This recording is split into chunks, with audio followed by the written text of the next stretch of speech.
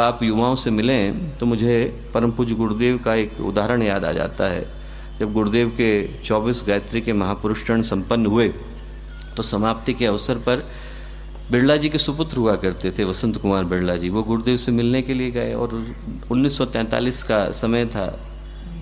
बहुत बड़ी मुद्रा लेकर के गए, 11 करोड़ रुपए लेकर के गए, गुरुदेव के चरणों में रखे और गुरुदेव से बोले कि गुरुदेव आप एक सोने का मंदिर बनाइए गायत्री का, जो आज तक किसी ने न देखा।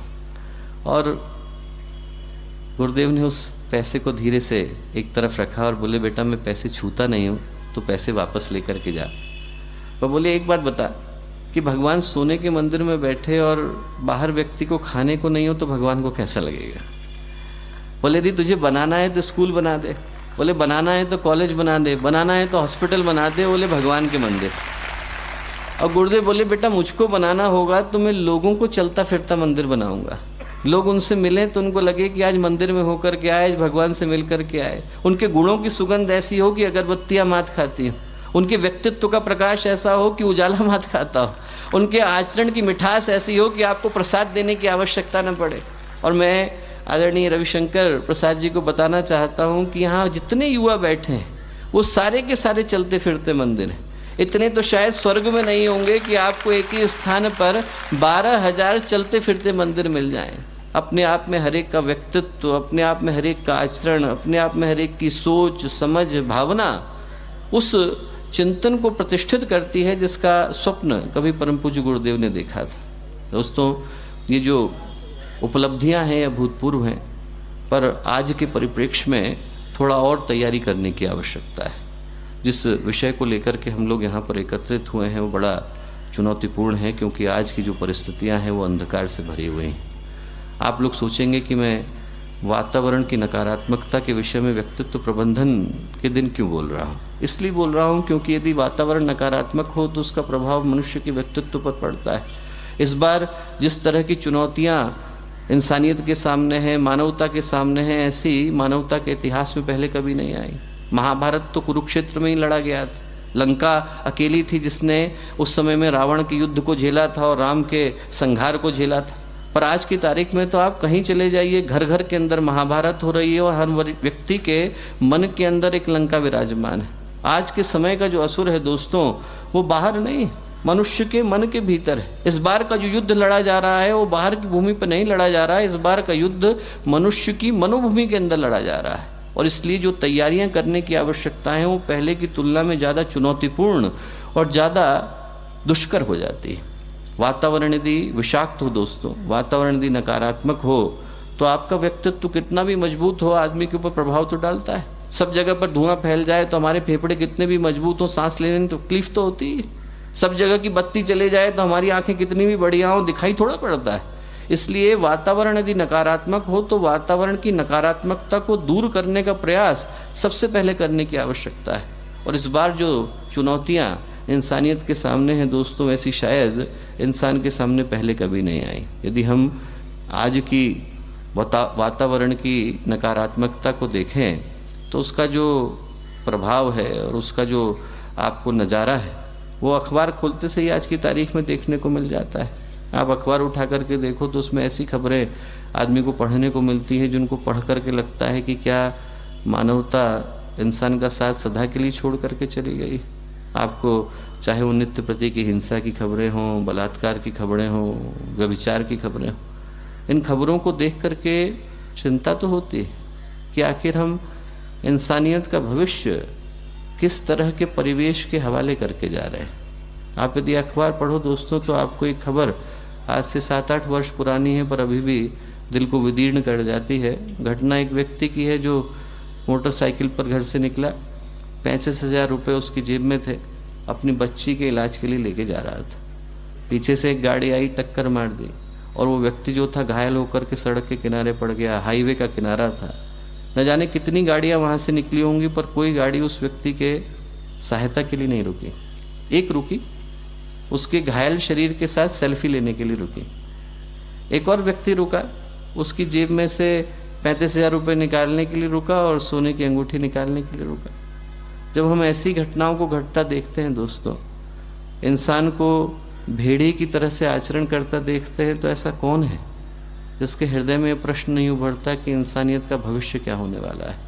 और कभी कभी घटनाएं उतनी बड़ी नहीं होती पर दिल में जख्म गहरे कर जाती। 2-3 वर्ष पहले की घटना मुझे याद आती है कि एक स्कूल में एक 12 साल हत्या का प्रयास इसलिए किया क्योंकि उसे लगा कि ऐसा करने से स्कूल की छुट्टी जल्दी हो जाएगी। आप सोच के देखो कि प्रयास क्यों हो रहा है स्कूल की छुट्टी के लिए, हो क्या रहा है विद्या के मंदिर में, कर कौन रहा है 12 साल की अबोध बालिका, हो किसके साथ रहा है 6 साल के मासूम के साथ। जब दोस्तों इस तरह की घटनाओं को हम लोग घटता हुआ देखते हैं तो मन में शंका जरूर होती है। शंका होती है कि मानवता, इंसानियत आखिर किस तरफ जा रहे हैं, आखिर कौन सी राह हम लोगों ने चुन ली। आज की स्थितियों को आप देखो तो व्यक्ति अशांत नजर आता है। आदमी के मन में सुख नहीं है, शांति नहीं, संतुलन नहीं, स्थिरता नहीं। आदमी को अपने जीवन के उद्देश्य के विषय में स्पष्टता के साथ नहीं पता। परिवारों तक में तो प्रेम बचा नहीं, आप उसको राष्ट्र प्रेम और ईश्वर निष्ठा कैसे सिखाएंगे। सदाचार तो बहुत दूर की बात है, व्यक्ति शिष्टाचार को भूल करके बैठा है। यदि हम लोग इन घटनाओं के कारण में जाना चाहें, आप लोग सभी पढ़े लिखे लोग हैं और इस देश के भविष्य के रूप में यहाँ पर विराजमान हैं, यदि हम लोग इन घटनाओं के कारण में जाना चाहें, जानना चाहें कि आखिर ये घटनाएं घट क्यों नहीं, तो इन घटनाओं के घटने के पीछे 2 चीजें जिम्मेवार हैं दोस्तों। एक का नाम है इंसान के चिंतन के अंदर आया स्वार्थ और एक का नाम है इंसान की भावनाओं के अंदर आया छोटापन। आदमी के आंखों के ऊपर जब स्वार्थ का चश्मा चढ़ जाता है तो न तो उसे प्रकृति दिखाई पड़ती है, न परमात्मा दिखाई पड़ते हैं, न परमेश्वर दिखाई पड़ते हैं, न भारत माता दिखाई पड़ती है, न गंगा माता दिखाई पड़ती है। ऐसे में व्यक्ति को इन जगहों पर सिर्फ नोटों के बंडल नजर आते हैं। यदि आदमी के भावनाओं के अंदर छोटापन आ जाता है, भावनाओं के अंदर संकीर्णता आ जाती है, तो आदमी की समझ में मात्र इतना आता है कि मेरी इच्छाएं पूरी होनी चाहिए, अभी होनी चाहिए, इसी वक्त होनी चाहिए, किसी कीमत पर होनी चाहिए, दूसरे को मार करके होनी चाहिए, दूसरे का गला घोंट करके होनी चाहिए। और जब आदमी के चिंतन के अंदर ये बात आ जाती है दोस्तों, तो फिर उससे आप बृहत्तर उद्देश्य के लिए, राष्ट्र प्रेम के लिए, राष्ट्रीयता के लिए, मानवता के लिए संकल्प दिला पाने की स्थिति में नहीं होते। इसीलिए आप छोटे बच्चों को देखो और बड़े इंसान को देखो, एक छोटे से बच्चे में और बड़े व्यक्ति में क्या अंतर हो जाता है। छोटे से बच्चे को देखो जो गोद के अंदर खेल रहा है, आप उसके मुंह पे फूंक मार दोगे तो खुश हो जाएगा, चुटकी बजा दोगे तो खुश हो जाएगा, सीटी बजा दोगे तो खुश हो जाएगा, उसको आप एक टॉफी का रैपर दिखा दोगे तो खुश हो जाएगा, पतंग दिखा दोगे तो खुश हो जाएगा, आप उसके आगे गाना गा दोगे तो खुश हो जाएगा। छोटे बच्चे के लिए दोस्तों छोटी चीज भी खुशी का कारण बन जाती है और बड़े व्यक्ति के लिए बड़ी चीज भी शिकायत का कारण बन जाती है। जितना बड़ा व्यक्ति हो जाता है उतनी बड़ी शिकायत हो जाती है। आप उसको आईफोन दे दो तो कहेगा मुझे आईफोन नहीं चाहिए था, मुझे तो आईफोन एक्स चाहिए था। आप मर्सिडीज दे दो तो कहेगा ये वाला कलर नहीं चाहिए था। आप उसे जगुआर दे दो कहेगा वो वाला मॉडल चाहिए था। वो यमुनानगर की कहानी आप लोगों ने पढ़ी कि नहीं पढ़ी। यमुनानगर में 62 लाख रुपए में माता पिता ने अपनी सेविंग को बेच करके एक बच्चे को BMW दिलाई। नई की नई BMW इधर से उसने ली और ले जाके नहर में डाल दी। क्यों? क्योंकि उसे जगुआर चाहिए थी। ये आदमी के अंदर क्या आ गया है दोस्तों? आदमी के चिंतन के अंदर संकीर्णता आ गई। यदि हमें प्यार पाना है तो प्यार देना तो सीखना होगा। यदि हमें सम्मान पाना है तो सम्मान देना तो सीखना होगा। इसलिए व्यक्तित्व प्रबंधन का जो मूल आधार है वो मानवता है दोस्तों।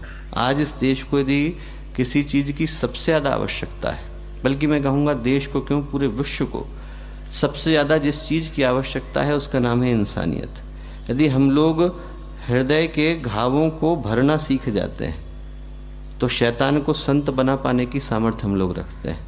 यदि हम लोग किसी के दिल के घावों को भर देते हैं दोस्तों तो फिर अंगुलीमाल को भिक्षु बना पाने की सामर्थ्य रखते हैं। आज इस पूरे विश्व में आप लोग देखो, आप सब पढ़े लिखे लोग हो, आज के समय की सबसे बड़ी समस्या यही है कि व्यक्ति अपना अपना सोचता है पर आदमी समाज के लिए कुछ कर पाने की स्थिति में नहीं। आदमी मानवता को, त्याग को, करुणा को, दया को, इंसानियत को भूल करके बैठा है। और इस देश की जो परंपरा है वो त्याग और करुणा के दम पर खड़ी की गई। महाभारत में एक बड़ी प्यारी सी कथा आती है कि जब महाभारत की समाप्ति हुई तो महाभारत की समाप्ति के समय में युधिष्ठिर के राज्याभिषेक के समय में भगवान कृष्ण ने युधिष्ठिर को बुलाया और बुला करके बोले कि युधिष्ठिर, आज जब आप भारत के राजा बन रहे हो, आर्यावर्त के राजा बन रहे हो, तो महत्वपूर्ण जिम्मेवारियां आपके सामने आ रही हैं। पर बोले इन महत्वपूर्ण जिम्मेवारियों के साथ साथ एक और जिम्मेवारी आ रही है। बोले आपको राजपद मिल रहा है वो तो ठीक है, पर आप जरा ये सोच करके देखो कि बुरे व्यक्ति मारे गए हैं, दुर्योधन मारा गया, दुशासन मारा गया, शकुनी मारा गया, बोले बुरे लोग मारे गए पर बुरी मानसिकता नहीं मारी गई। बोले जब तक उस वातावरण को शुद्ध नहीं किया जाएगा जिसके कारण दुर्योधन की तरह के लोग, दुशासन की तरह के लोग जन्म लेते हैं, बोले तब तक इस समस्या का स्थायी समाधान संभव नहीं। बोले यदि आपको किसी जगह पर नाली में कीचड़ आ जाए तो बोले नाली में कीचड़ है, वहां पे बदबू आ रही है, मक्खी मच्छर आ रहे हैं, बीमारी आ रही है, वहां जाके आप इत्र थोड़ी डालते हो। बोले इत्र डालोगे तो जितनी देर इत्र की खुशबू है उतनी देर ठीक है, बाद में फिर बदबू आने लग जाएगी। बोले आज इंसान के चिंतन के अंदर कीचड़ आ गई। बोले जब तक आप इंसान के चिंतन के अंदर आए कीचड़ को साफ नहीं करोगे तब तक ऐसे ही लोग दोबारा पैदा होते रहेंगे। बोले आप एक को मारो तो दूसरे खड़े हो जाए, जैसी आज की परिस्थितियां, आप एक को फांसी दो तो दोनों ही खड़े हो जाते हैं, आप एक के समाधान के लिए व्यवस्था बनाओ दूसरे खड़े हो जाते हैं। जब तक वातावरण की शुद्धि नहीं होगी, भगवान कृष्ण बोले तब तक इस तरह के व्यक्तित्व पैदा होते रहेंगे। बोले क्या करूं भगवान? बोले आप यज्ञ करिए। उनने यज्ञ को किया, अश्वमेध यज्ञ हुआ। अश्वमेध यज्ञ जब समाप्त हुआ तो सब लोगों ने देखा कि एक नेवला, वो नेवला जो था आधा सोने का था आधा सामान्य था, आया जिस जगह पर यज्ञ किया गया था, यज्ञ कुंड उठाए जा रहे थे, उस जगह पर आकर वो यज्ञ कुंडों के अंदर लेटने लग गया। इस मिट्टी में लेटता, 10-12 कुंडों के अंदर लेटा और 10-12 कुंडों के अंदर लेटने के बाद बड़ा निराश होकर के उठा। निराश होकर के उठा तो भगवान कृष्ण को बड़ा आश्चर्य हुआ। उनने बुलाया, उनने कहा कि भाई नेवले क्या बात है? नेवला बोला कि साहब मैं बड़ी आशा के साथ यहाँ आया था, बड़ा निराश होके जा रहा हूँ। बोले क्यों? बोले आप जानना चाहेंगे मैं आधा सोने का हूँ और आधा सामान्य हूँ, ऐसा कैसे बना? बोले हाँ बताओ। बोले भगवान मैं महर्षि मुद्गल के आश्रम में निवास करता हूँ। और बोले महर्षि मुद्गल शिलोंच वृत्ति का पालन करते हैं। हिंदी में एक शब्द आता है शिला, गेहूं की जो बालियां अपने आप गिर जाती हैं शिला कहलाती हैं। तो जिनको किसी ने हमें दिया नहीं, हमने किसी से मांगा नहीं, हमने किसी से छीना नहीं, जो प्रकृति ने अपने आप गिरा के दे दी वो शिला है। ऐसी बालियों को मुद्गल इकट्ठा कर लिया करते थे। इकट्ठा करने के बाद उसके 3 हिस्से करते थे, एक अपने लिए रखते थे, एक को दान देते थे और एक अतिथि के सत्कार के लिए रखते थे। और ऐसे भोजन को वो हर 15वें दिन करते थे, पूर्णिमा को किया और अमावस्या को किया, बस। तो नेवला भगवान कृष्ण से बोला कि भगवान 15वें दिन वो भोजन करते थे और 15वें दिन भोजन करने को बैठे थे। इतनी देर में एक व्यक्ति कहीं से आ गया और जो व्यक्ति आया वो पूरे शरीर में उसके फोड़े पड़े हुए थे, फोड़ों में से मवाद निकल रहा था और खून बह रहा था और बदबू आ रही थी, नहाया नहीं था, बड़ी विद्रूप उसकी अवस्था थी, बड़ा बुरा सा लग रहा था। और बोले वो कई सारे ऋषियों के दरवाजे पर गया, उनकी कुटियों के सामने खड़ा हुआ और जहां गया वहां पर ऋषियों ने उसको दुत्कार करके भगाया, बोले इधर मत आ, दूर जा। और बोले जैसे ही वो महर्षि मुद्गल के सामने आया तो जो 15वें दिन में अपना भोजन करने को बैठे थे उन्हें अपनी थाली उठाई और उस व्यक्ति के सामने रखी, उसको भोजन कराया, उसको पानी पिलाया। पिलाने के बाद कुल्ला कराने को उठे और जब कुल्ला करा रहे थे तो उसकी आंखों से, उस व्यक्ति की आंखों से आंसू गिरे और बोला कि मानवता कहीं तो बची है साहब, इंसानियत कहीं तो है। ऐसे आपकी आंखों से जो आंसू गिरे वो मेरी पीठ पे आके गिरे। और बोले जिन जिन जगहों पे पीठ पे गिरे हैं उन जगहों से सोने का हो गया हूँ, बाकी जगह से खाली रह गया हूँ। बोले तब से भटकता घूम रहा हूँ, तब से ये सोचता घूम रहा हूँ कि यदि कहीं पर कोई धर्म का काम होता है, अध्यात्म का काम होता है तो वहाँ भटक करके चला जाता हूँ कि यदि इस जगह की मिट्टी में लेटूंगा तो शायद पूरा सोने का हो जाऊं। बोले अनेकों जगहों पर भटका, कहीं सोने का नहीं हो पाया। यहाँ तो बड़ी आशा के साथ आया, जब पता चला कि भगवान यज्ञ को करा रहे हैं और कराने वाले जो हैं धर्मराज हैं, तो इस आशा के साथ आया कि यहाँ से तो पक्का मैं सोने का हो जाऊंगा। नहीं हो पाया। क्यों? भगवान कृष्ण बोले इसलिए नहीं हो पाए कि हम लोग तो यज्ञ को करना जानते हैं, मुद्गल यज्ञ को जीना जानते हैं।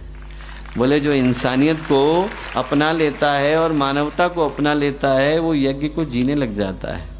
दोस्तों वो भगवान कृष्ण जो हजारों वर्ष पहले कह करके गए वो आज की तारीख में भी उतना ही सत्य है। आज इस संसार को एक ही मंत्र की और एक ही यज्ञ की आवश्यकता है, मानवता की।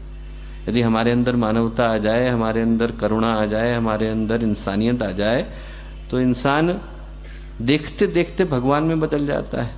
यदि हमारे अंदर के देवता को जगाना है, आप हाइड्रोजन ले लो, आप ऑक्सीजन ले लो, हाइड्रोजन अलग है, ऑक्सीजन अलग है, और दोनों को मिलाते हैं, दोनों के दोनों अपने आप में वोलेटाइल गैसेस हैं। हाइड्रोजन अलग, अकेली हाइड्रोजन को आप फोड़ोगे तो पूरे ब्रह्मांड को समाप्त करने की सामर्थ्य रखती। ऑक्सीजन से बचने के लिए तो हम लोग फायर स्टेशन बनाते हैं, और दोनों को जोड़ दो तो क्या बन जाता है? पानी बन जाता है।